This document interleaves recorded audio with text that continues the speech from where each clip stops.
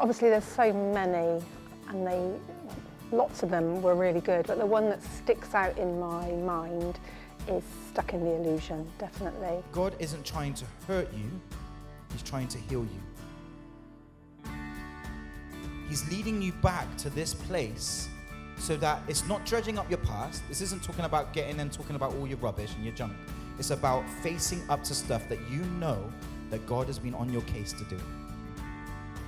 Yeah, it's knowing that you're running from something and you can't understand why your walk with God isn't working the way it should.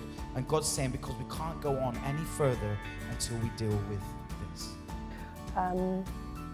Before the preach that Sunday, I was having a bit of a wrangle with God before I got to church, and I was stuck in a kind of particular situation in my life, and I was saying to God how stuck I felt, and that I felt that there was no way out, and just kind of having this one-on-one with God. Yeah, it wasn't an argument, but I was just pouring my heart out to God, I guess.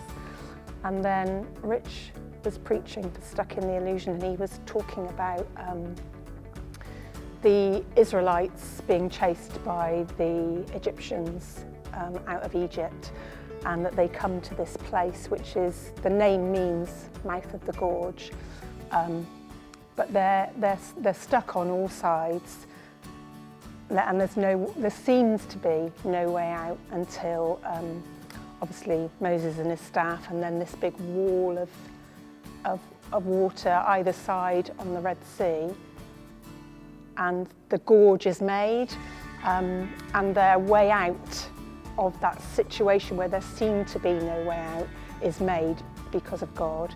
And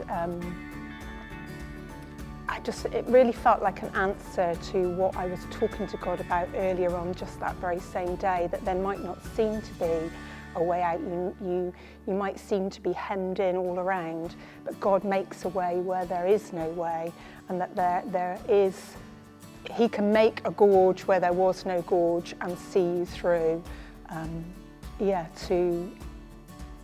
to release you from the place that you were in to the place that he wants to lead you to. And I was blown away, really, that I could talk to God 2 hours before and just have this kind of one-sided conversation where I'm having a bit of a rant, and then God answers me, a couple of hours later in a preach that was probably written a day or two before. That kind of blew my mind. But then about 2 weeks later, I was having the same conversation with God, because I still felt stuck in this situation in my life, having the same conversation with God. And then I did my Bible study, and my Bible study is an app, and it asks you to read a Bible passage and just highlight words from that Bible passage that just jump out at you.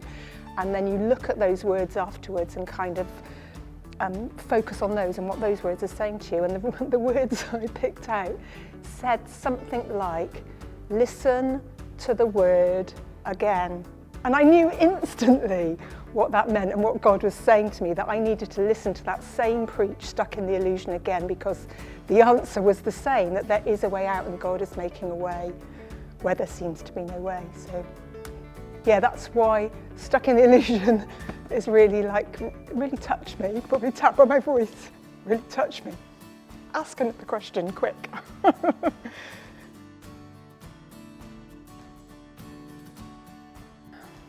To grow in myself, and this is another 2 preaches that Rich did, and I don't know what the name of the preach was. It was something about being intent,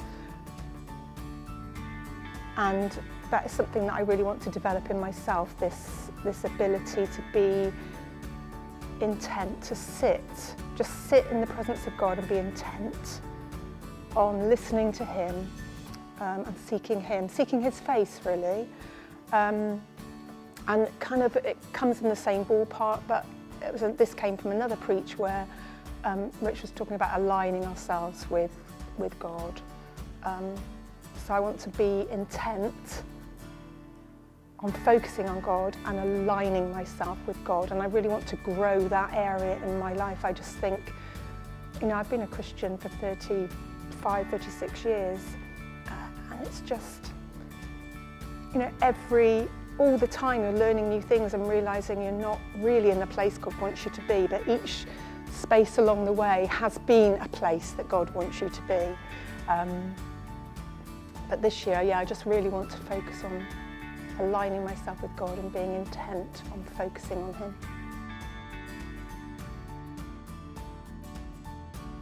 Why shouldn't they come to a revival week? All I can say is obviously my experience from revival nights, or revivals as we like to call them here.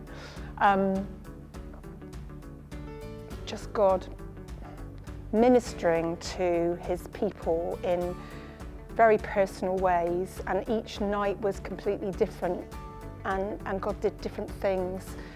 In me, He did so much work over those 7 weeks for revival nights, and I'm guessing revival week will be a little bit of that, but who knows, because just God does something different every time.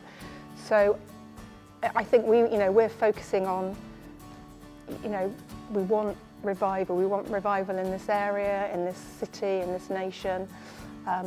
So it's a time to kind of really focus and pray on that. But God does amazing things in those times that we set aside specifically for Him, and being intent on being in His presence and aligning ourselves with His will.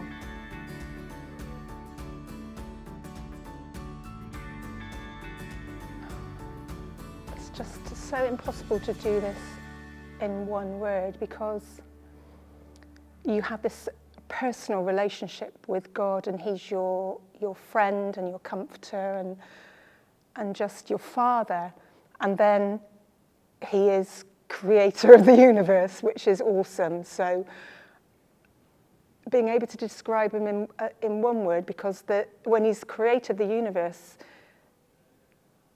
there's more also, you're in awe of Him then, and it's less personal. So there's this kind of duality in my relationship with God, that He's my Father, but He is creator. So Father, creator. I've just, with a hyphen in the middle, that makes it one word.